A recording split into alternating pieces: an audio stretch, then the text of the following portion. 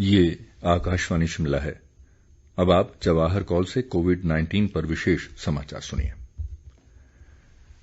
कोविड-19 महामारी के अत्यधिक प्रभाव वाले कंटेनमेंट जोन को छोड़कर अन्य स्थानों पर कुछ और गतिविधियों की अनुमति देने संबंधी नए दिशा निर्देश आज से लागू हो गए हैं। पूर्णबंदी हटाने के तीसरे चरण यानी अनलॉक 3 में चरणबद्ध तरीके से कुछ और गतिविधियों की अनुमति दे दी गई है। गृह मंत्रालय ने इस बारे में नए दिशा निर्देश बुधवार को जारी किए थे, जो राज्यों और केंद्र शासित प्रदेशों से प्राप्त जानकारी और संबंधित केंद्रीय मंत्रालयों और विभागों के साथ व्यापक परामर्श से तैयार किए गए हैं। इस बीच राज्य सरकार ने अनलॉक 3 के संबंध में दिशा निर्देश जारी कर दिए हैं।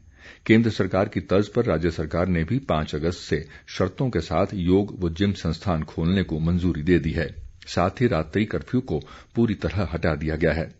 हिमाचल में सरकार ने अंतर्राज्यीय बसों की आवाजाही पर प्रतिबंध जारी रखने का निर्णय लिया है। दूसरे राज्यों में टैक्सी सेवा जारी रहेगी, लेकिन इसके लिए पंजीकरण करवाना होगा।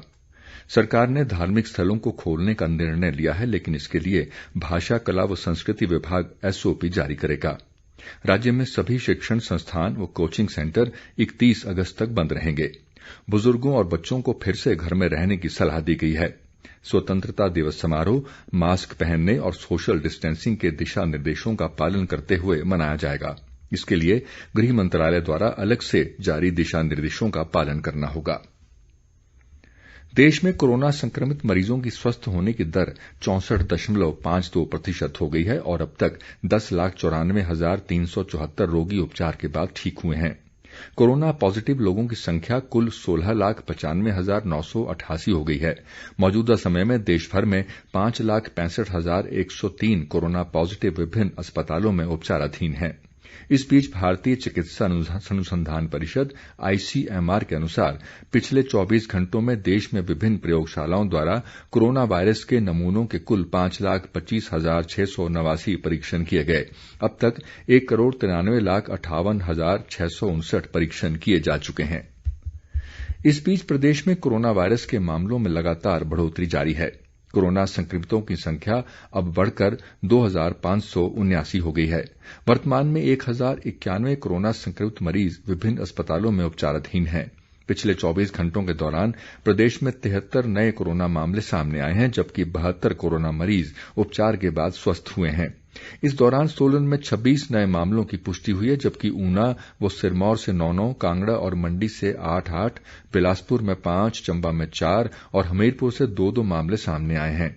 अब तक सोलन जिले में सर्वाधिक 654, कांगड़ा में 460, जबकि सिरमौर जिले में 336 मामले सामने आ चुके हैं। केंद्रीय स्वास्थ्य मंत्री डॉक्टर हर्षवर्धन ने भारत में 10 लाख से अधिक कोविड मरीजों के स्वस्थ होने को एक बड़ी उपलब्धि कहा है।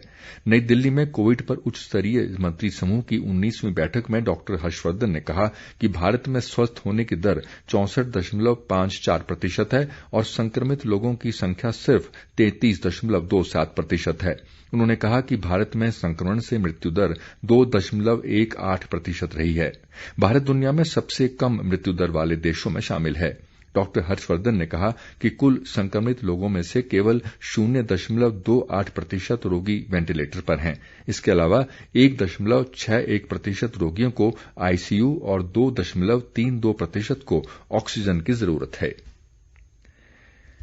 केंद्रीय कृषि मंत्रालय ने कहा है कि चालू खरीफ मौसम के दौरान 882 लाख हेक्टेयर क्षेत्र में बुआई का कार्य पूरा हो चुका है।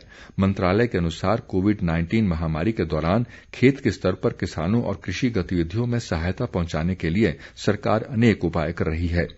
मंत्रालय ने कहा है कि 266 लाख हेक्टेयर क्षेत्र में धान की बुआई की गई है।